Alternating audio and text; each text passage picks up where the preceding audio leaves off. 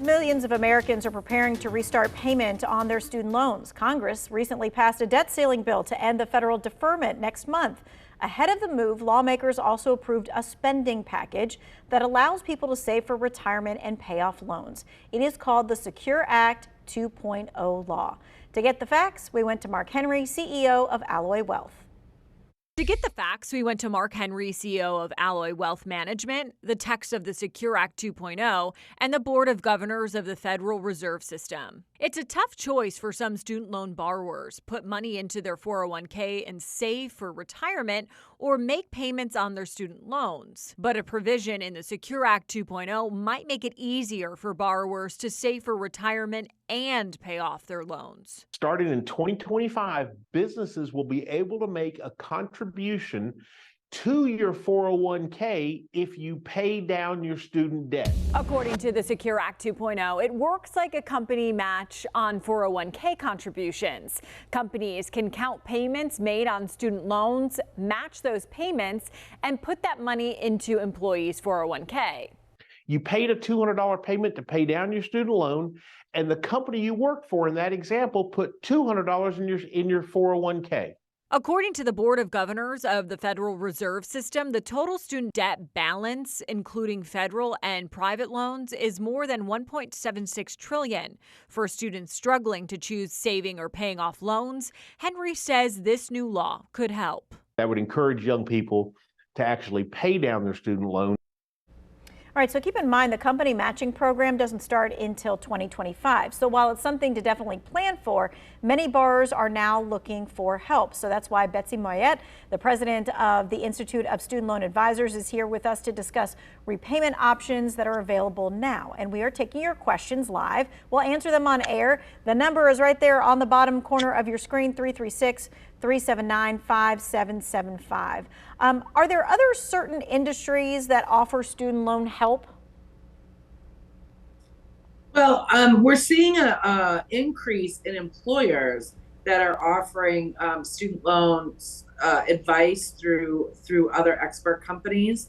But really the best place to go if you need help with your student loans is the loan holder, is the loan servicer, because they're going to be in the best position to understand what kind of loans you have and what you might be eligible for relief. Right, and that is studentaid.gov, right? Studentaid.gov is the Department of Ed's website, and it's the first place you should go. Okay. All right, this person's asking, if you received a Pell Grant, but you didn't complete the semester, do you have to pay the Pell Grant back? The short answer is maybe.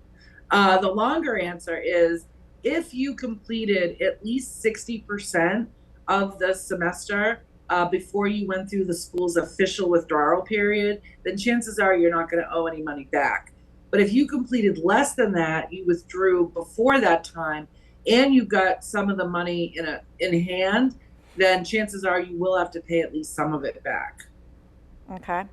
This person is asking, if my student loans were forgiven under total and permanent disability, can I open a new student loan? The short answer to that question is yes.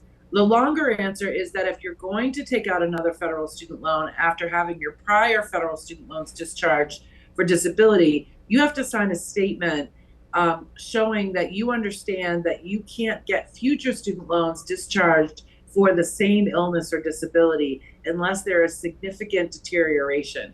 And that's a pretty hard line to follow. So one should assume that in most cases, if you take out a loan after getting loans discharged for disability, that you are unlikely to get those other loans discharged.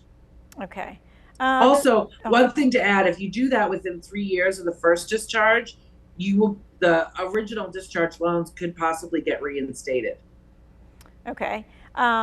This person said, I applied for relief under a plan that gave me forgiveness because I'm a school employee with 10 years of service. So will all of this impact me? Are my loans still forgiven?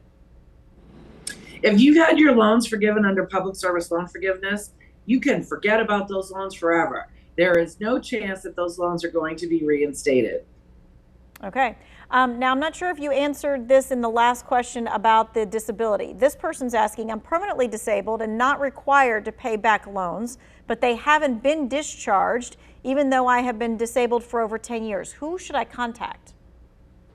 So it sounds to me, and this is just guessing based on the limited information we have, is that perhaps you haven't been due for payment because of the COVID pause. To actually get the loans discharged, you need to fill out an application. The place to do that is the website disabilitydischarge.com. Now, listen, I know it's a .com, but believe it or not, that's actually the Department of Ed's Total and Permanent Disability Discharge website. And that's where you can find the application and get a lot of questions answered. Okay. This person says, my college was closed and I did not get a degree. What can I do to get this canceled? So I'm guessing they had a loan, they were going to college, and maybe the college closed during COVID and that was it and never restarted again. Well, that depends. If you were attending the school, if you were enrolled in the school within 180 days of that school closing, then your loan can be discharged under what's called the closed school discharge. And that these days tends to happen automatically.